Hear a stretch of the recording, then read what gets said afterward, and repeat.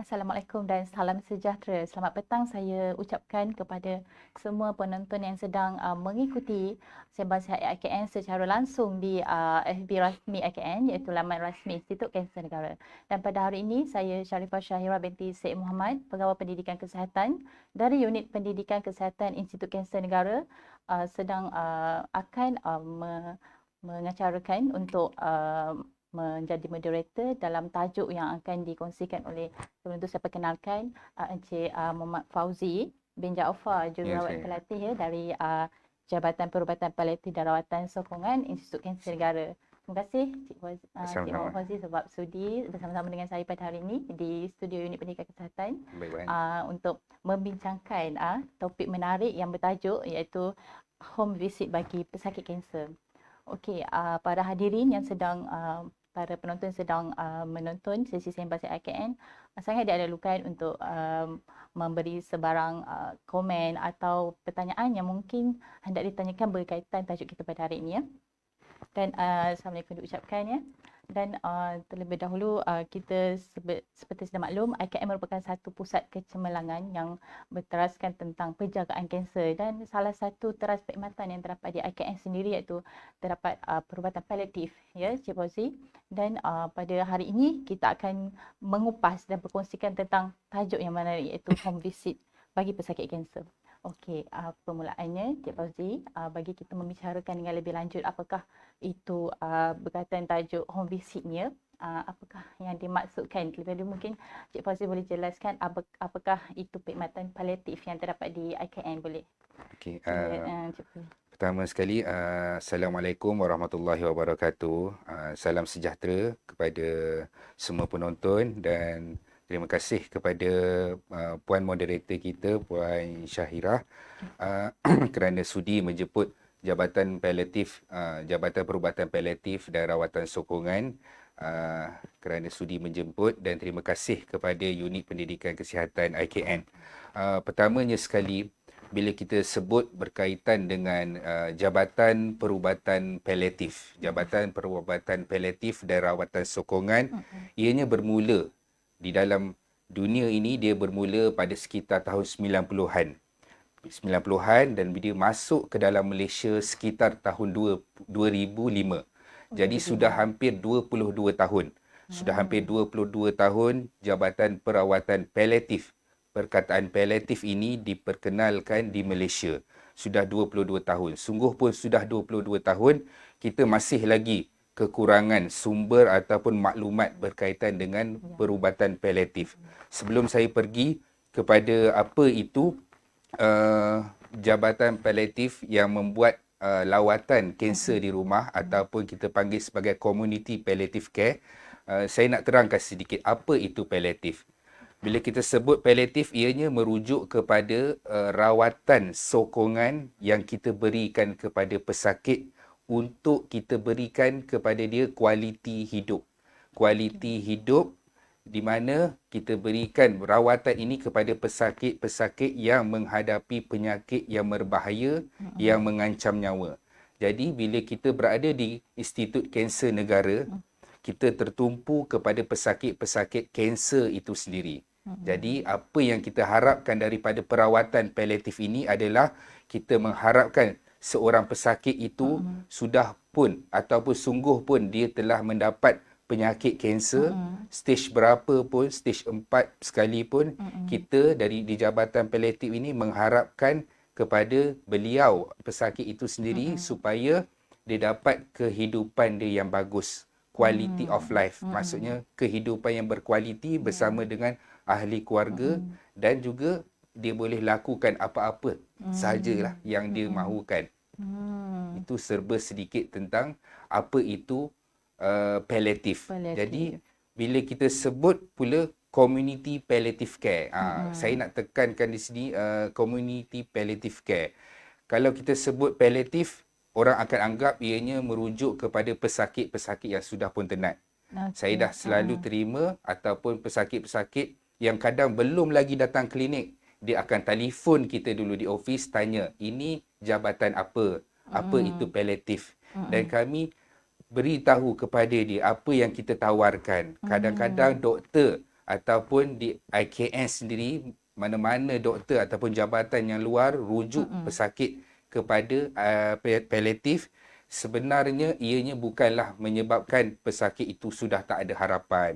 Kita menguruskan simptom seperti sakit, sesak nafas ataupun perkara-perkara yang mengganggu daripada proses penyakit itu sendiri. Kadang-kadang kalau orang yang ada sakit ataupun kanser paru-paru, dia akan mengalami sesak nafas yang tidak menentu. Jadi kita di Jabatan Paliatif inilah yang menguruskan supaya apa? Supaya pesakit itu sendiri dapat menstabilkan pernafasan dia dengan bantuan sokongan yang apa paliatif tu buat. Kita ada ubat-ubatan di mana doktor akan tengok pesakit sama ada di klinik ataupun di ward. Tapi untuk community palliative care ini kita fokuskan kepada pesakit yang berada di rumah. Sebab apa? Sebab di IKN walaupun pesakit itu duduk di hospital, kadang-kadang kita rasa penyakit ataupun pengurusan kesakitan ataupun pengurusan pesakit itu boleh dilaksanakan di rumah, maka kita akan tawarkan kepada pesakit tersebut dengan community palliative care. Di mana kita jururawat bersama dengan doktor akan pergi ke rumah pesakit. Sebagai contoh, saya nak ceritakan, kalaulah satu-satu pesakit itu yang berada di rumah, doktor refer ataupun kita terima rujukan daripada hospital luar. Kalau pesakit itu daripada pesakit Institut Kanser Negara, kita akan pergi dahulu, jururawat akan pergi dan kita pergi ke rumah pesakit tersebut seperti apa yang berlaku di ward dan apa yang berlaku di klinik. Maksudnya kita review dia, kita tengok keadaan dia secara holistik. Maksudnya kita di Institut Kanser Negara, di Community Palliative Care, kita ada garis panduan yang kita buat sendiri. Maksudnya kita tak akan terlepas untuk apa kita tengok pesakit. Sebagai contoh, kita tak akan terlepas itu, kita ada checklist dia. Apa yang kita tengok? Kita tengok ubat-ubatan dia. Mana dia balik, kita tengok ubat-ubat dia, kita cek sama ada ubat itu diambil atau tidak. Diambil ataupun dia makan ataupun tidak. Jadi kita minta dia keluarkan semua ubat-ubatan dia. Jadi kita tulis supaya menjadi rekod kita.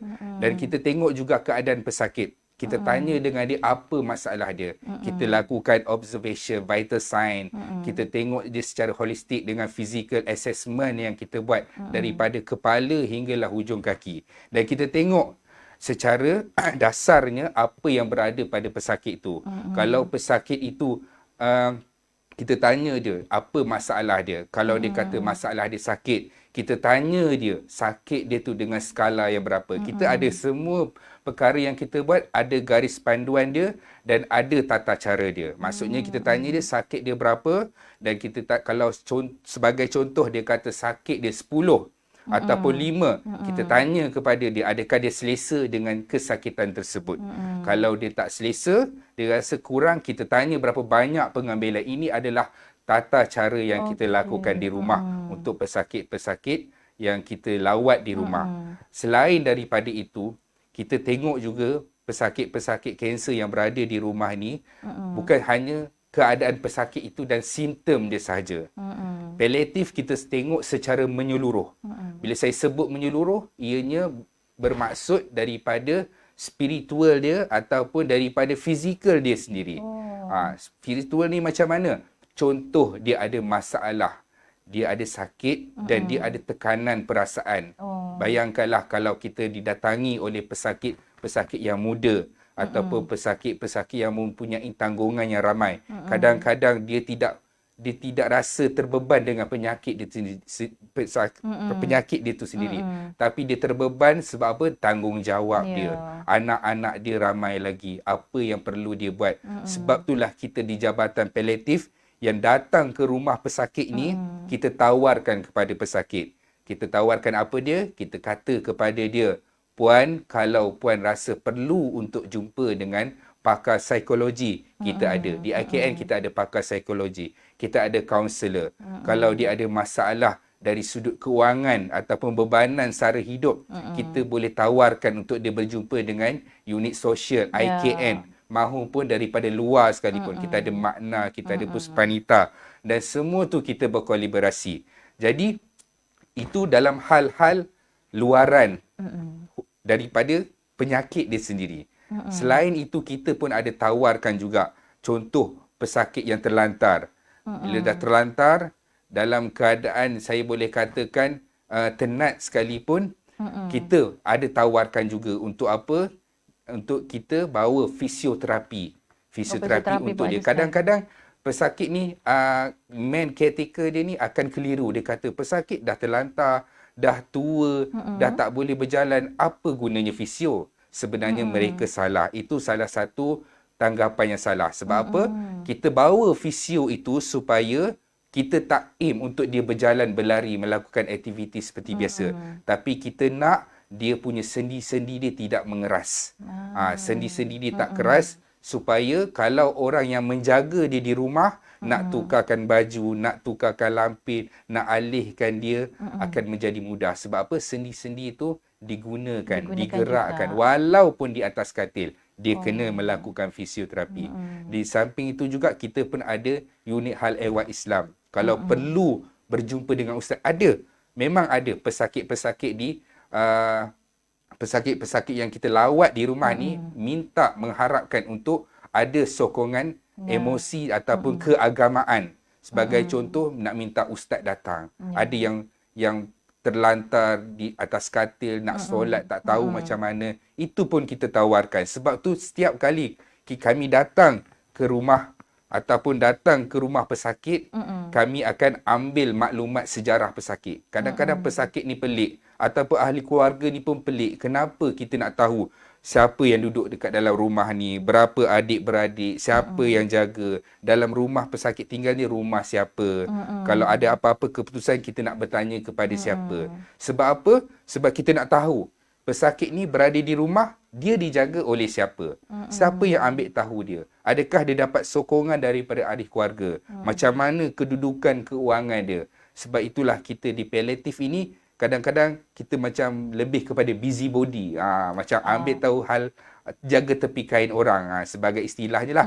Tapi yang sebenarnya adalah kita nak menjaga pesakit itu bukan hanya kerana dia adalah pesakit, tapi kita nak jaga dia adalah sebab kerana kemanusiaan itu. Sebab dia kita nak treat dia sebagai seorang manusia, sebagai seorang. Jadi kita di community palliative care ni selalunya bila saya nak cerita, kita menerima pesakit daripada IKN sendiri, dan kadang-kadang kita juga menerima pesakit yang dirujuk daripada hospital swasta. Hospital swasta pun ada juga lah. Hospital swasta pun ada, ataupun daripada hospital kerajaan luar pun ada. Sebagai contoh hospital Kajang, hospital Ampang. Kalau di luar tu kita ada HUKM, kita ada berbagai-bagai hospital yang ada. Jadi bila kita sebut rujukan tersebut, IKN ni pergi mana? IKN ni dia melawat pesakit yang dekat mana dan di mana lawatan tersebut. Sebenarnya apa yang kita lakukan ini ada juga dilakukan oleh NGO luar sana. Yang kita gelarkan dia sebagai hospice. Hospice, kita ada Hospice Malaysia, kita ada Aspect, kita ada Hospice Fat Hope Love, kita ada Hospice Kasih. Ini NGO. Kita ada Hospice Negeri Sembilan, NGO yang membuat perawatan palliatif kepada tempat-tempat yang mereka jaga. Jadi palliatif ni pergi mana? Palliatif pergi melawat pesakit-pesakit yang mana kawasan-kawasan yang NGO ini tak pergi. Jadi kita palliatif yang pergi. Sungguh pun kita pergi, kita ada had kawasan. Kerana apa? Kita ada kekangan staf. Kita ada kekangan staf dan kita mempunyai satu kenderaan. Satu kenderaan di mana kita beroperasi hanya waktu office hour. Maksudnya waktu Isnin sampai Jumaat. Bila hari Sabtu Ahad kita tak ada lawatan ke rumah. Jadi itulah tempoh kita visit. Di mana kita pun sekarang di IKN kita ada lebih kurang 45 ke 50 orang pesakit yang kita lawat ke rumah. Jadi bila dengan banyak pesakit dan kekurangan ataupun kekuatan kita buat sekadar termampu. Kita buat sekadar termampu, di mana IKN kita akan pergi tempat yang mana hospis tidak pergi, dan kita pun pergi ke rumah pesakit dalam lingkungan 33 kilometer. saja. Tapi sungguh pun 33 kilometer yang pernah kita pergi paling jauh pun di Sungai Pelik. Di Sungai Pelik ataupun Ulu Langat. Itu kawasan-kawasan yang kita cover juga. Sebab apa? Kita tengok dalam keadaan pesakit yang kekurangan sumber seperti macam kenderaan, pengangkutan, kita akan pergi. Susah nak pergi sini kan. Betul. Jadi itu pun kita dapat rujukan tersebut daripada doktor. Doktor akan bagi tahu kepada kita pesakit ini perlu dilawat di rumah. Dan pesakit yang jenis macam mana? Pesakit yang contohnya terlantar di hospital. Terlantar di hospital ataupun pesakit-pesakit yang tidak mempunyai kemampuan, kekuatan untuk pergi ke klinik. Sebab apa? Bila pergi ke klinik, dia akan mengambil masa. Kos kos perjalanan kewangan. Kau ada tol kan nak bayar. Betul, perjalanan lagi. Jadi kita di IKN ni lah, Jabatan Perawatan Paliatif, inilah yang pergi ke rumah pesakit di bawah nama Community Palliative Care. Itu yang boleh saya katakan berkaitan dengan palliative care setakat ini dan secara dasarnya dahulu. Okey, begitu orang kata sangat menurut penjelasan daripada Cik Fauzi tadi sangat lengkaplah huraian berkaitan apa itu perubatan paliatif kan. Dan macam Cik Fauzi dah jelaskan, okey, menerusi apa yang huraian tersebut, saya amat maklumkan sebarang sahaja persoalan atau mungkin ada soalan yang ingin ditanyakan buat pada petang ini berkaitan dengan tajuk kita pada hari ini. Penonton bolehlah bertanyakan soalan tersebut di ruangan komen, dan jangan lupa sama-sama untuk kita like, share dan komen dalam di FB rasmi Institut Kanser Negara, iaitu laman rasmi Institut Kanser Negara. Boleh share kepada rakan-rakan dan juga ahli keluarga kan, dengan berkongsi dengan tajuk yang amat menarik inilah, dan berkaitan dengan komuniti palliative care juga Cik Fauzi, apakah bentuk, mungkin ada kriteria perkhidmatan yang ditawarkan, apakah mungkin Cik Fauzi boleh jelaskan apakah bentuk kriteria tersebut terhadap yang ditawarkan kepada pesakit di rumah? Okey, terima kasih untuk soalan tersebut. Pertamanya sekali, bila kita pergi ke rumah pesakit, apa yang community palliative care ni tawarkan kepada pesakit adalah seperti apa yang berlaku di ward. Bermaksud kita tengok penjagaan dia. Kalau pesakit yang mempunyai tiup kencing sebagai contoh, kita di Jabatan Paliatif ini akan datang ke rumah memberikan perkhidmatan tukar tiup kencing tersebut. Sebab apa? Ada tiup kencing yang kita perlu tukar 2 minggu sekali. Ada sebulan sekali. Adakah patut pesakit tu datang ke IKN semata-mata untuk tukar tiup kencing? Jadi kita paliatif ini datang tawarkan perkhidmatan tersebut. Di samping itu, kita juga tengok juga kalau ada pesakit-pesakit yang perlu kita tukar tiup, sebagai contoh tiup pemakanan, tiup makan pun kita kena tukar. Dan kita tengok keadaan pesakit, sebagai contoh pesakit yang memerlukan cucian luka, dressing luka. Dalam keadaan contoh saya katakan luka yang besar, luka yang kita katakan perlu kepada cucian yang konsisten. Jadi dalam pada kita tawarkan kepada pesakit untuk cuci luka dan lakukan aktiviti yang lain, kita juga mengajar ahli keluarga. Maksudnya ahli keluarga kena turut serta. Bila jururawat yang datang ke rumah buat cucian luka, ahli keluarga ataupun yang menjaga pesakit itu perlu bersama-sama dan tengok macam mana kita buat. Sebab apa? Kita punya rawatan ini dia tidak hari-hari. Ada pesakit yang kita tengok seminggu sekali. Ada 2 minggu sekali, sebulan sekali, 2 bulan sekali pun ada. Berdasarkan keperluan pesakit itu sendiri. Sungguh pun kita kata dengan dia, kita akan tengok makcik sebagai contoh, kita akan tengok mak puan ni 2 minggu sekali ataupun sebulan sekali. Tapi kita tak biarkan begitu saja. Kita akan bagi tahu kepada dia, puan, kalaulah ada apa-apa dalam tempoh kami tidak melakukan lawatan tersebut, puan boleh call kami. Call kami, telefon IKN, extension dia 4103, Jabatan Paliatif, tapi itu hanyalah dalam waktu office hour. Office hour sahaja. Tapi kalau perkara tersebut luar daripada office hour, waktu luar daripada waktu pejabat, ahli keluarga boleh telefon kepada siapa? Kepada doktor palliative on call untuk tanya. Doktor on call akan jawab telefon. Tapi kalau perkara itu tak dapat diselesaikan, kita boleh katakan sebagai satu kecemasan, boleh terus datang ke kecemasan IKN. Kita juga ada pelbagai cara untuk hubungi. Kita ada telefon kita ada handphone, kita ada WhatsApp. Maksudnya pesakit boleh WhatsApp. Contoh dia tengok ada perubahan dekat luka dia. Kenapa dalam tiup kencing ni ada, contohnya ada warna merah darah ke, dia akan ambil gambar dan dia akan hantar kepada kita. Jadi kita boleh dapat maklumat itu secara nilah fizikal. Kita boleh lihat benda tu perubahan ataupun luka pesakit tu. Jadi kita akan berkolaborasi dengan doktor lah, sama ada apa yang perlu dia buat. Ataupun kita akan jadualkan bila kita nak datang rumah pesakit tersebut. Dan setiap kali kita buat lawatan ini ataupun apa-apa jenis perkhidmatan cuci luka ke, kita akan datakan benda tu. Kita akan dokumentasikan berdasarkan perkembangan dia. Contohnya luka tu dia semakin okey ke ataupun semakin teruk ke, kita juga bersama-sama dengan sister kami di Jabatan Paliatif ini merupakan wound team. Maksudnya dia adalah sebahagian daripada wound team dekat IKN ni lah.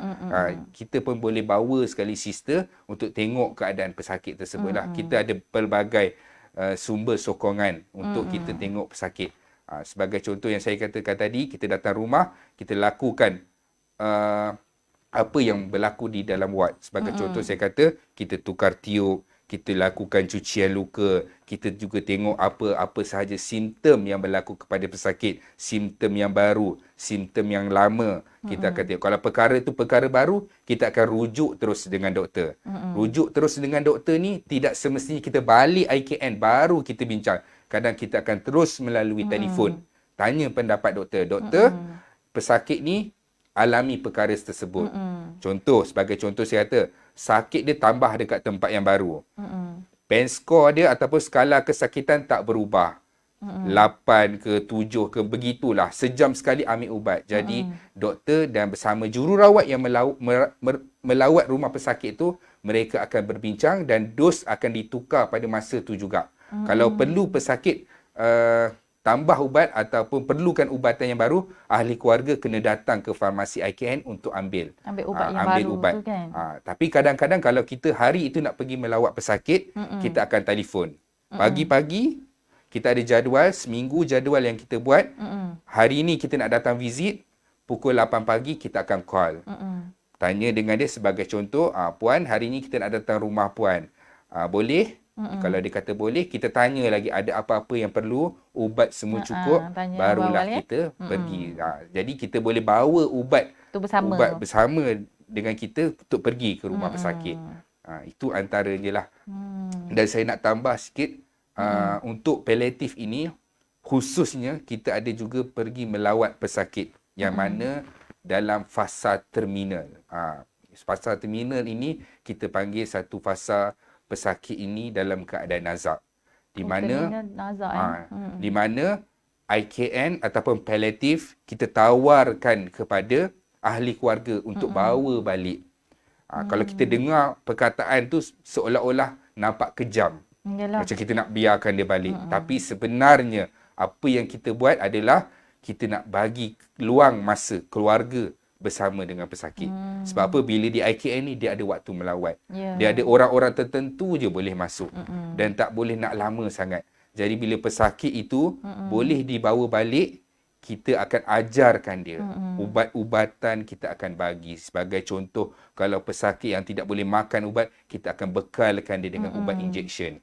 Ubat injection di mana tak ada jarum pun. Tak ada jarum, kita akan letakkan satu pot, cup pot kita panggil, di lengan, yang di mana ahli keluarga lah yang akan serve ubat tersebut. Dalam keadaan tak ada jarum pun. Kadang-kadang kita kata, ahli keluarga dia kata, injection, macam mana saya nak tu tajam, saya Awak dah takut kan?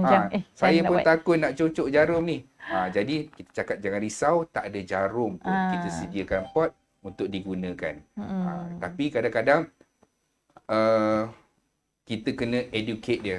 Ya, betul. Bila kita nak educate ni, sebelum pesakit tu balik, contoh hari petang ni dia nak balik, kita akan bekalkan injection tu di ward, kita ajarkan dia, kita terangkan, dan ahli keluarga kena buat depan kita.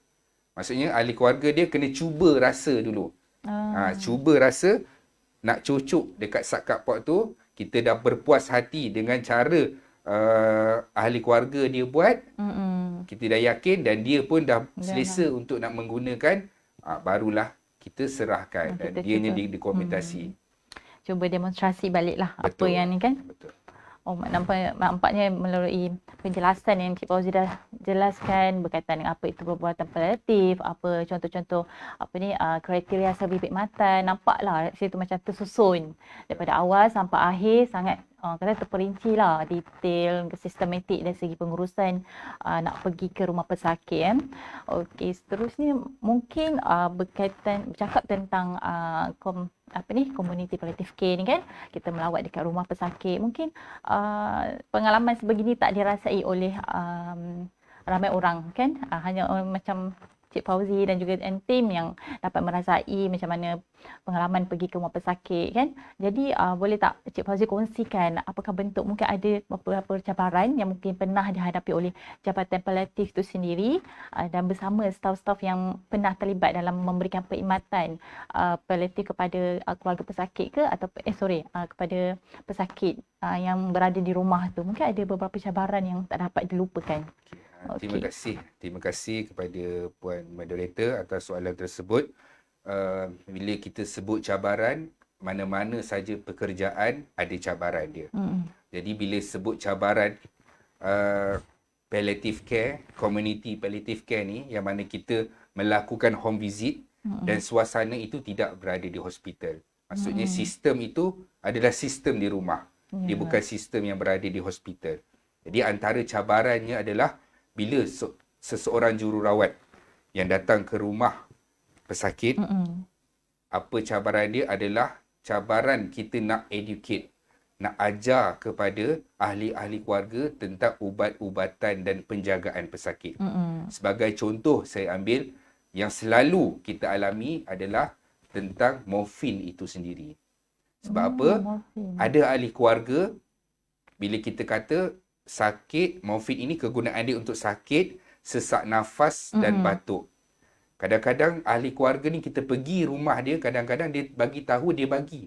Tapi kita tengok morfin tak bergerak pun. Tak bagi pun sebenarnya. Maksudnya kuantiti dia masih sama juga. Dia kata dia bagi, saya bagi sejam sekali nurse. Tapi bila kita selidiki, rupanya dia ada satu stigma tentang morfin ini. Sebab apa? Dia Google. Dia tengok YouTube. Dia tengok rupanya morfin. Nama morfin tu sendiri digunakan sebagai penagihan dadah. Contoh dia kata kalau mak saya ni ambil morfin, pasti mak saya ataupun ayah saya ini akan ketagihan. Akan ketagihan dan akan lalok. Takkan bercakap, dia akan hidup dalam dia punya halusinasi. Itu antara stigma-stigma dia lah. Dan kadang-kadang kita nak memahami ataupun nak mengajar, nak memahamkan ahli-ahli keluarga seperti ini yang kadang-kadang lebih agresif, begitu menentang dengan apa yang kita tawarkan. Itulah cabaran dia. Cabaran dia, kita nak memahamkan bahawasanya morfin yang kita gunakan ini adalah morfin keluaran hospital. Dia tidak akan sama dengan morfin yang digunakan oleh penagih dadah di luar sana. Dan sungguh pun sama pun sekalipun, morfin yang kita gunakan sangat sesuai digunakan. Sebagai contoh, pesakit itu kalau ambil morfin, ubat morfin tu tahu nak pergi ke mana. Dia nak menguruskan apa kesakitan dia. Dia tahu nak pergi mana. Tapi orang yang normal macam kita, macam Puan, ambil morfin, morfin ni tak tahu nak pergi mana. Dia tak tahu, dia dah masuk dalam badan kita, dia nak bekerja, dia tengok, tak ada sakit. Nak tengok tak ada sesak nafas. Jadi dia akan buat apa? Dia akan menghayalkan kita. Dia akan buat kita ketagihan. Orang yang salah, ambil morfin, akan menyebabkan kesan yang buruk. Tapi orang yang betul, pesakit yang betul ambil morfin, ia akan menjadi satu kesan yang baik untuk pesakit Ya. tersebut. Kadang-kadang dia kata, saya dah bagi morfin dah dekat mak saya. Tapi saya tengok mak saya tiba-tiba tidur, penat, baring saja, bercakap tak nak.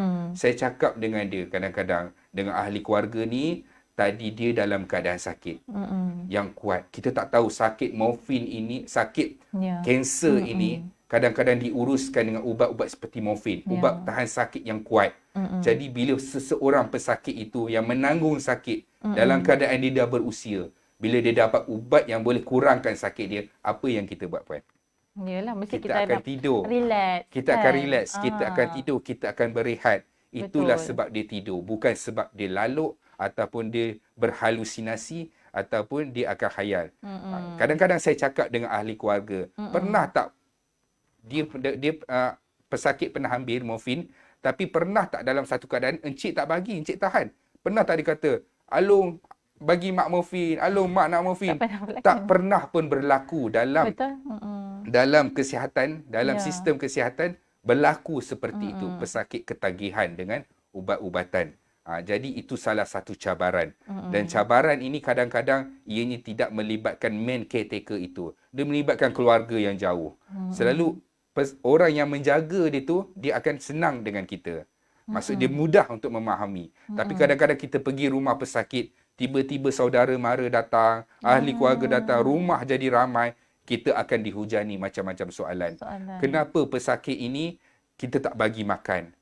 Patutnya kita bagi makan. Kenapa nurse tak masukkan tiub? Sebab semua yang kita buat ni ada rasional dia. Sebab apa kita tak masukkan tiub? Sebab apa kita tak bagi dia makan? Sebab apa? Makan dan minuman bukanlah keperluan dia pada ketika itu. Ia akan menyebabkan beban lagi kepada pesakit itu. Kita nak apa pada dia? Kita nak dia dalam keadaan selesa, tidak menanggung sakit, dan dia boleh meluangkan masa bersama dengan ahli keluarga. Walaupun pesakit dalam keadaan tenat, dia masih lagi dapat mendengar. Jadi ahli keluarga dapat bercakap dengan dia.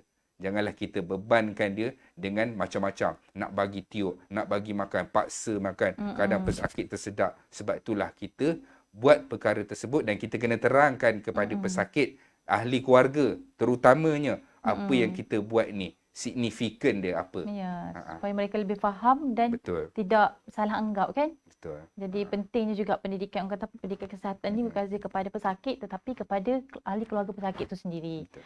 Dan begitulah antara bentuk kriteria servis yang ditawarkan sepanjang memberi perkhidmatan tersebut kepada pesakit kanser di rumah.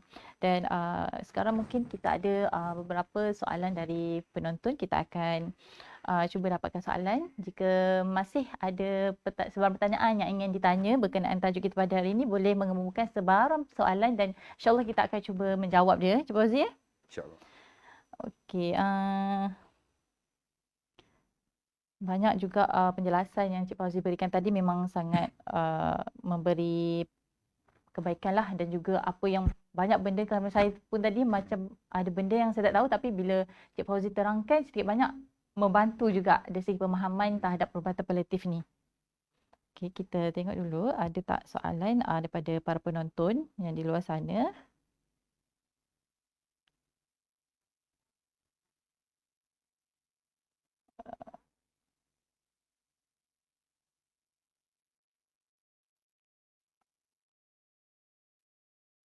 Okay, kita masih menunggu dan memberi ruang kepada penonton yang mungkin masih sedang berfikir dan juga sedang ada soalan yang mungkin tak jelas lagi, boleh kemukakan soalan tersebut. Kita akan cuba menjawab di ruangan komen ataupun pada sesi sesi berlangsungnya Sembang Sihat AKM pada petang ini.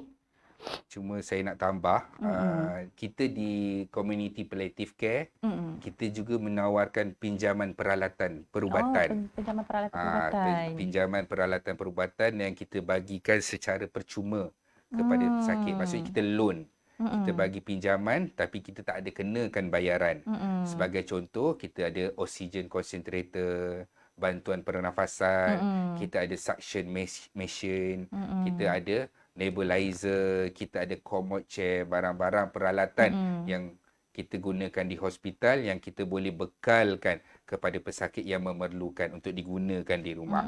Dan setiap pinjaman yang kita berikan ini tidak dikenakan sebarang deposit sekalipun mahupun ada cas bulanan. Kita bagikan secara percuma. Cuma kita nak pesakit ataupun keluarga itu menjaga peralatan tersebut dengan baik. Dan kita akan selenggara peralatan tersebut dalam tempoh 3 bulan. Setiap 3 bulan, kita akan call, ingatkan ahli keluarga untuk bawa pulang, kita bagi peralatan yang baru dan yang lama tu kita ambil untuk kita servis.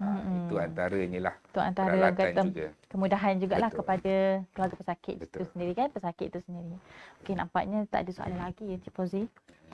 So mungkin mereka belum lagi ada soalan tersebut. Okey, untuk sebarang soalan tersebut macam saya katakan tadi, boleh sertakan soalan tersebut di ruangan komen ya. Kita akan cuba menjawab soalan tersebut. Okey, kita cuba.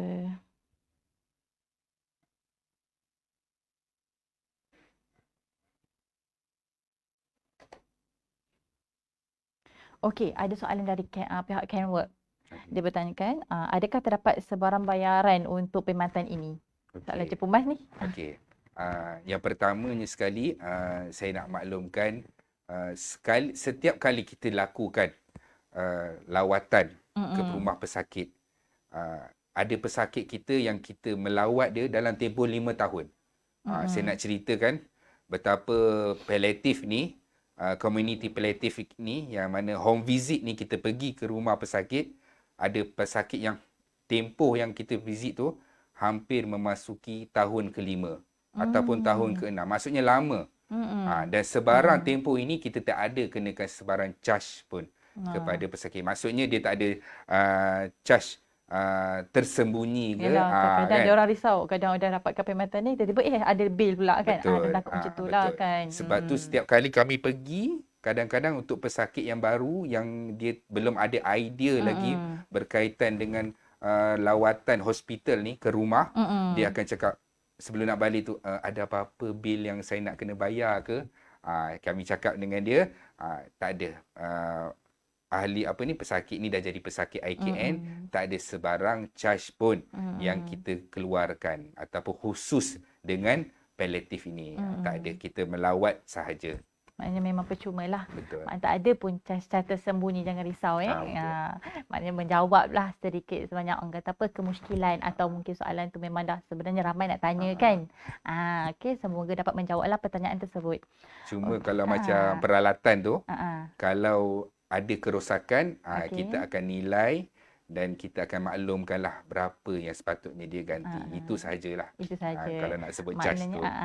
Kan macam tadi benda-benda peralatan tu kena jaga elok-elok lah kan. Kalau boleh supaya tak ada lagi charge-charge yang lain lah. Dan ada satu lagi soalan berkaitan dengan pinjaman ni. Ada daripada Puan Mira Saparin.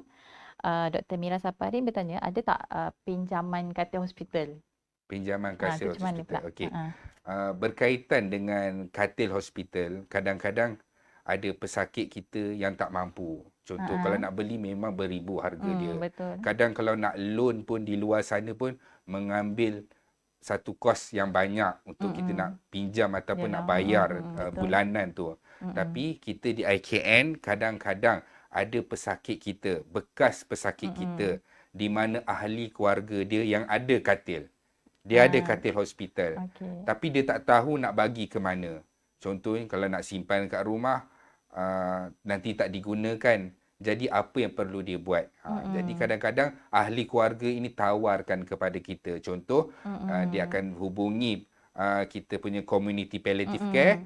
Dia kata, hello puan, kita ada katil yang kita nak donatekan ataupun kita nak pinjamkan. Dan dia punya jenis pergerakan katil ni saya bagi tahu, contoh keluarga tu dia dah tak gunakan dah katil tu.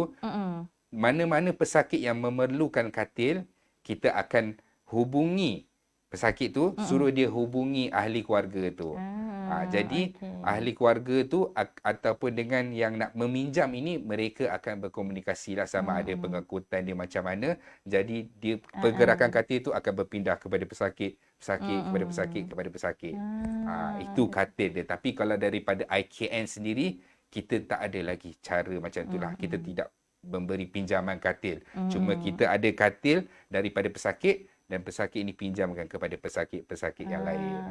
Dia macam kira sedekah jariah lah. Alhamdulillah lah kan. Orang kata antara kata sikap sedekah jariah kita juga kan kepada hospital khususnya alat tersebut sedikit sebanyak dapat meringankan juga bagi bantuan kepada pesakit itu sendiri. Dan lagi satu soalan dari Ken Wood juga. Dia bertanyakan berapa lama pesakit boleh menerima perkhidmatan lawatan ke rumah? Tempoh tempoh lama. Mungkin boleh dijelaskan. Kita di palliative care ni, community palliative care, kita akan melawat pesakit ni satunya berdasarkan keperluan. Contoh, kalau pesakit itu memerlukan untuk kita datang ke rumah, sebagai contoh saya bagi tahu dekat puan dan para penonton, pesakit itu tiba-tiba dia ada kemajuan. Kemajuan daripada sudut, daripada dia menggunakan kursi roda, tiba-tiba dia boleh berjalan. Dia boleh berjalan.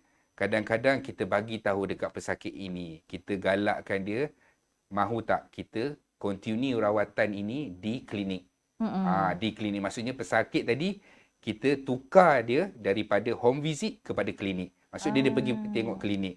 Sebab apa? Kalau dekat klinik kita akan dapat berjumpa terus dengan doktor. Tapi kalau di community palliative care, kita akan bawa doktor mengikut keperluan. Dan selalunya lawatan community palliative care ini akan dilaksanakan oleh jururawat sahaja. Jururawat saja. Tapi memerlukan keperluan, kita akan bawa sama ada doktor, kita akan boleh bawa pakar kita sekalipun. Kita kadang-kadang dalam satu kenderaan tu kita bawa macam-macam. Fisio kita bawa, unit dietitian kita bawa, pakar kita pun kita bawa berdasarkan keperluan pesakit di rumah. Tapi kalau pesakit tu tak memerlukan ataupun dia ada kemajuan, kita encourage dia untuk bawa dia pergi berjumpa doktor di klinik.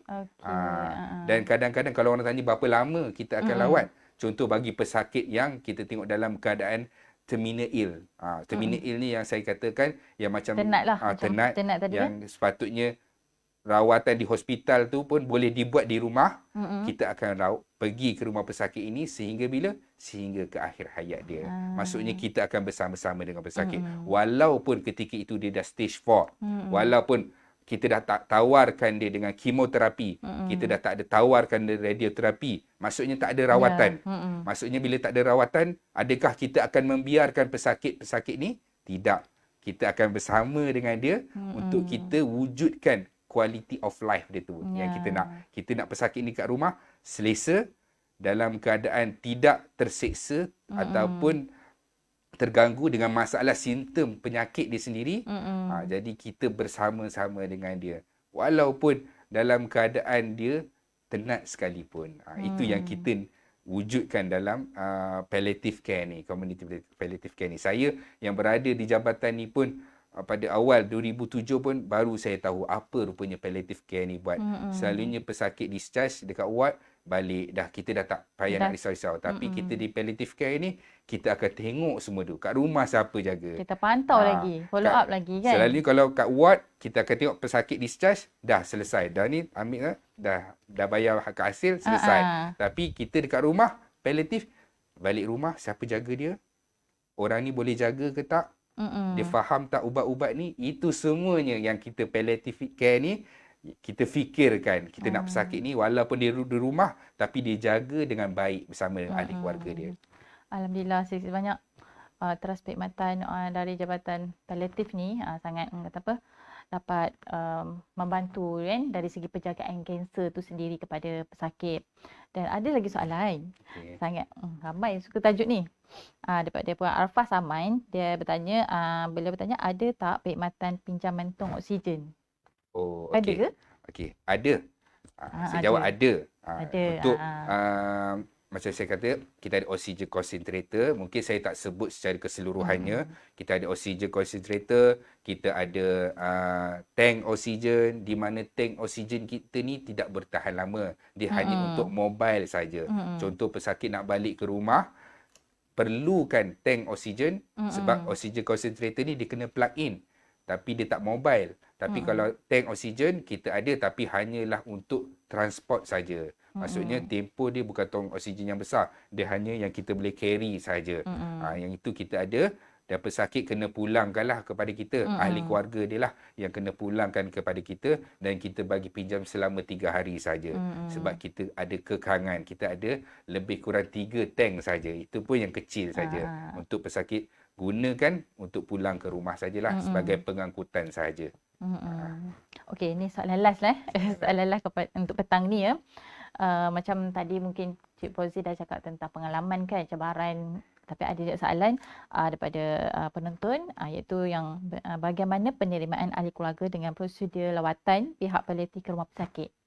Kenapa penerimaan mereka kan? Okey. Kadang Pertamanya sekali, penerimaan ni kalau kita sebut dekat community palliative care, ia sangatlah mengalu-alukan kedatangan kita.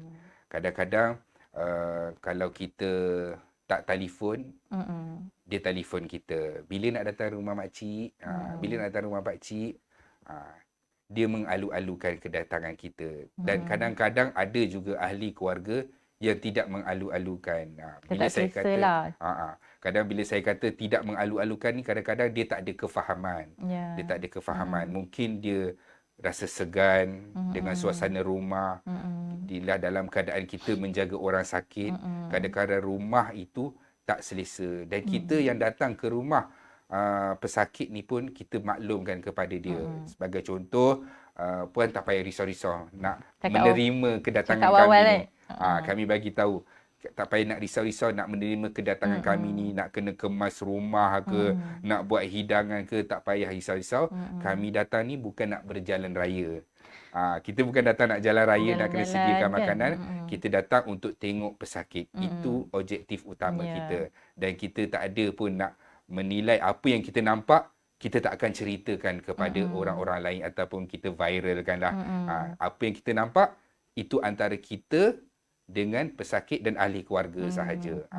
Itu penerimaan. Tapi setakat ini penerimaannya sangat bagus. Dan kadang-kadang saya nak maklumkan kepada semua yang menonton, walaupun pesakit itu dah tidak menjadi pesakit IKN, maksudnya dia dah meninggal dunia sebagai contoh, dia dah tak ada dah, kita masih lagi follow up. Tu saya kata yang menariknya dengan palliatif ini, kita akan telefon ahli keluarga, tanya keadaan dia macam mana puan. Contoh, sebagai contoh yang meninggal itu adalah anak dia, kita akan tanya macam mana puan keadaan sekarang. Kadang dia akan jawab berbeza. Dulu saya sibuk jaga anak, sekarang saya rasa macam betul-betul kehilangan, saya tak tahu apa benda yang nak buat. Kadang-kadang kita bagi tahu dia perlu tak bercakap dengan pakar psikologi kita. Dalam satu keadaan kita pergi rumah dia. Ini yang menariknya, kita pergi rumah dia dalam keadaan pesakit dah tak ada dah. Tapi kita melawat dia, bagi sokongan kepada itu. Itu yang saya cakap, palliatif ni dia sangat berbeza. Kita tak merawat pesakit itu atas sebab penyakit dia, tapi kita merawat pesakit itu atas sebab kemanusiaan dan keluarga dia juga. Itu yang paling kata paling seronok lah, sebab orang lain macam saya cakap tadi, orang lain tak merasai pengalaman tu kan. Betul. Tapi kita macam Cik Fauzi ni merasai pengalaman memang menilai tersebut lah. Okey. Jadi terima kasih kepada Cik Fauzi atas segala komen dan menjawab segala pertanyaan yang diutarakan oleh penonton di luar sana. Dan terima kasih atas soalan-soalan tersebut. Dan insya-Allah jika ada soalan yang tidak sempat nak tanya dan mungkin akan datang nak tanya lagi, boleh sertakan saja soalan tersebut di ruangan komen. Dan insya-Allah pihak Institut Kesihatan Negara Jabatan Palliatif akan cuba memberi jawapan yang disuarakan lah. Jadi kita pun dah sampai ke penghujung dah petang ni, sesi siaran langsung kita pada petang ni yang bertajuk Home Visit bagi pesakit kanser. Dan mungkin di segmen lain yang akan datang kita akan cuba mengupas tentang isu lainnya. Dan terima kasih. Sebelum tu saya tanpa dengan rasa bersyukur, terima kasih kepada Cik Fauzi kerana sudi bersama-sama kami pada petang ini untuk berkongsi dengan panjang lebar dan sangat bagi saya memberi kebaikan lah, dan juga semoga sangat bermanfaat kepada penonton di luar sana, dan dengan penjelasan yang sangat jelas dan juga memberitahu benda yang kita tak tahu jadi tahulah kan. Dan terima kasih juga kepada semua penonton atas komen dan juga maklum balas pada petang ini. Dan saya sudahi dengan wabillahi taufiq wal hidayah. Assalamualaikum warahmatullahi wabarakatuh. Terima kasih.